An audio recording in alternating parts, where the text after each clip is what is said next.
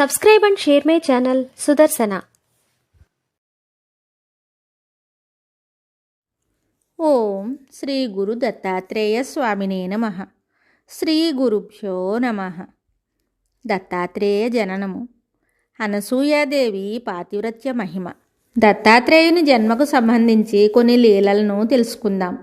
అత్రి మహర్షి భార్యా సమేతుడై పుత్రులు కలగాలనే కోరికతో నిర్వింధ్యా తీరమున వృక్షగిరిపై గాలి ఆహారముగా దేహాన్ని శుష్కింపచేసుకుంటూ చాలా సంవత్సరాలు ఘోర తపస్సు చేశారు. పరమాత్మయే తనకు సంతతి ప్రసాదించునని అనుకున్నారు. బ్రహ్మ, విష్ణు, మహేశ్వరులు వారి వారి వాహనాలపై అత్రి మహాముని దగ్గరకు వచ్చారు. వారికి అత్రి మహాముని నమస్కరించి, నేను ఒక్కరినే నా మనస్సులో నిలుపుకొని సంతానార్థము ఆహ్వానించి తిని, కానీ మీరు ముగ్గురు వచ్చారు, కారణమేమిటి అని అడిగారు. మేము ముగ్గురముగా కనిపించినప్పటికీ ఏకమయ్యే ఉందుము. నీ మనస్సునందు గల కోర్కే సఫలమగును. మా ముగ్గురి అంశల నీకు ముగ్గురు పుత్రులు జన్మించి నీకు కీర్తిని చేకూర్చగలరని చెప్పి వారి వారి నెలవులకు వెళ్ళిపోయారు. ఆ సుచరిత్ర దంపతులు దంచిత లీలగనుగొనంగనబ్జాసనునంశమందునమృతాంశుడు విష్ణు కళన్ సుయోగ విద్యాసుభగుండు దత్తుడు బురాంతకు భూరి కళాంశమందు దుర్వాసుడునై జనించిరనవద్య పవిత్ర చరిత్ర కిమ్ములన్. అనసూయాదేవికి బ్రహ్మ అంశమందు చంద్రుడు, విష్ణు అంశమందు దత్తుడు, శివుని అంశమందు దుర్వాసుడుగా ముగ్గురు పుత్రులు జన్మించారు. దత్తాత్రేయుని జననమునకు వేరొక పురాణ గాథ ఉంది. ఒకానొక సమయమున త్రిమూర్తుల భార్యలకు తమకు మించిన పతివ్రత ఏ లోకమున లేరనడి అహంకారం కలిగింది. ఆ ముగ్గురమ్మలకు జ్ఞానోదయము కలిగించటానికి నారదుడు ఆలోచన చేశారు. నారదుడు కొన్ని ఇనుపగింజల్ని మొదటగా సరస్వతీదేవి దగ్గరికి తీసుకువెళ్ళి ఆమెకిచ్చి వండి పెట్టమని తింటానని కోరాడు. వీటిని ఎవరూ వండలేరు అని ఆ ఇనుపగింజలను సరస్వతీదేవి తిరిగి నారదుడికి ఇచ్చేసింది. నారదుడు ఆ గింజలను తీసుకుని లక్ష్మీదేవి దగ్గరికి వచ్చాడు. ఈ గింజలను సరస్వతీదేవి వండలేకపోయినది, మీరైనా వండి పెట్టమని అడిగాడు. ఇనుపగింజలు ఉడుకుతాయా? ఏమైనా నేను ఇనుపగింజలను ముట్టను అని తన సహాయతను తెలియపరిచింది లక్ష్మీదేవి. ఆ గింజలు తీసుకుని నారదుడు భవానీ దగ్గరకు వెళ్ళాడు. పార్వతి ఆ గింజలను తన చేతుల్లోకి తీసుకుని, ఈ ఇనుప గింజలను ఎవరైనా వండుతారా అని తిరిగి ఇచ్చేసింది. పతివ్రతలకు సాధ్యము కానిదేమీ లేదని, మీ ముగ్గురు వండి పెట్టలేకపోయారని నారదుడు వ్యాఖ్యానించి, నా వ్యాధి కుదరదేమో అని అతడు అన్నాడు. నారదా, ఏ లోకమునైనను మా ముగ్గురు కంటే పతివ్రతలు ఎవరున్నారు అని పార్వతి నారదుణ్ణి ప్రశ్నించింది. ఆ ముగ్గురమ్మల గర్వము అణచటానికి నారదుడు అత్రి మహర్షి ఆశ్రమానికి వెళ్ళాడు. అమ్మా అనసూయ, నా వ్యాధి కుదరడానికి ఈ ఇనుప గింజలు తినాలి కనుక ఈ గింజలను వండి పెట్టమని నారదుడు అనసూయాదేవిని కోరాడు.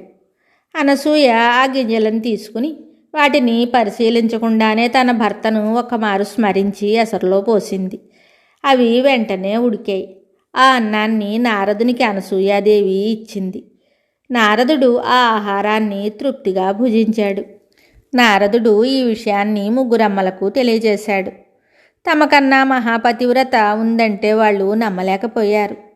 అనసూయను పరీక్షించనిదే నిర్ణయించరాదని అనుకుని తమ భర్తలతోటి మీరు స్వయంగా వెళ్ళి అనసూయ యొక్క పాతివ్రత్యాన్ని పరీక్షించండని త్రిమూర్తుల్ని కోరారు. ఒకరోజు అత్రి మహాముని ఆశ్రమంలో లేని సమయంలో త్రిమూర్తులు అతిథి రూపంలో అత్రి మహాముని ఆశ్రమానికి వచ్చారు. అనసూయాదేవి వారిని ఆహ్వానించి అర్ఘ్యపాద్యాలు సమర్పించింది. అయ్యలారా, మీ రాకచేత మా ఆశ్రమము పావనమైనది. అత్రి మహర్షి తపస్సు కోసం అరణ్యంలోకి వెళ్ళారు. మీకు నేను ఏమి చేయాలో సెలవియ్యండి అని కోరింది. అమ్మా, మాకు ఆకలిగా ఉన్నది. నీ భర్త ఎప్పుడొస్తాడో తెలియదు. మాకు వెంటనే భోజనం పెట్టు అని కోరారు. అనసూయ లోపలికి వెళ్ళి విస్తళ్ళు వేసి వారిని భోజనం చేయడానికి లోపలికి ఆహ్వానించింది. అప్పుడు వారు అనసూయతోటి, అమ్మా, నీవు వివస్త్రవై మాకు వడ్డించినచో ఆహారాన్ని స్వీకరిస్తాం, లేకపోతే ఇలా ఆకలితో వెళ్ళిపోతాం అని అన్నారు. పరపురుషుల ఎదుటకు నగ్నంగా వస్తే పాతివ్రత్యం భంగం అవుతుంది. అతిథి ఆకలితో తిరిగిపోతే గృహస్థ పుణ్యాన్ని తపస్సును అతిథి తీసుకుని పోతాడని శాస్త్రం చెప్తోంది. అతిథులు భోజనం చెయ్యక వెళితే అత్రి మహర్షి ఆదేశాన్ని మీరినట్లవుతుంది అని అనసూయాదేవి అనుకుంది. అతిథులు సామాన్యులు కారని జ్ఞాన దృష్టిచే ఆమె గ్రహించింది. తపోమూర్తి అయిన అత్రి మహర్షి సహచర్యం వలన పవిత్రురాలనైన తనకు భయం లేదని తలచి, అయ్యలారా, మీరు కోరినట్లే వడ్డిస్తాను, భోజనానికి రండి అని వారిని లోపలికి పిలిచింది. ఆమె వారు కోరిన ప్రకారం భోజనం వడ్డించడానికి నగ్నంగా వెళ్ళేసరికి ఆమె పాతివ్రత్య మహిమ వలన ఆ త్రిమూర్తులు ముగ్గురు పసిపిల్లలయ్యారు. ఏడవటం మొదలుపెట్టారు. ఆమె భావాన్ని అనుసరించి ఆమెకు బాలింతరాలకు వలె స్తన్యం వచ్చింది. అనసూయ వస్త్రములను ధరించి ఆ బాలలను తన ఒడిలోనికి తీసుకుని స్తన్యపానం చేయించి ఊయల్లో పరుండబెట్టింది. అత్రి మహర్షి ఆశ్రమానికి వచ్చి ఊయల్లో నిద్రిస్తున్న బాలుర్ను చూసి దివ్య దృష్టిచే త్రిమూర్తులుగా తెలుసుకుని వారిని స్తోత్రం చేశాడు. త్రిమూర్తులు ఆ స్తోత్రానికి సంతృప్తి చెంది తమ నిజ రూపములతో ప్రత్యక్షమై వరం కోరుకోమన్నారు. మీరు మాకు పుత్రులుగా పుట్టి మమ్ము ఉద్ధరించండి అని అత్రి అనసూయలు త్రిమూర్తులను కోరారు. ఈ లీలను ఇంకొక విధంగా కూడా చెప్పబడుతోంది. సరస్వతి, లక్ష్మి, పార్వతి తమ భర్తలు రానందున విచారిస్తున్నారు. ఇంతలో నారదుడు వారి దగ్గరకు వచ్చి, అత్రి మహర్షి ఆశ్రమంలో మీ పతులు పసిబాలలై ఉన్నారని చెప్పాడు.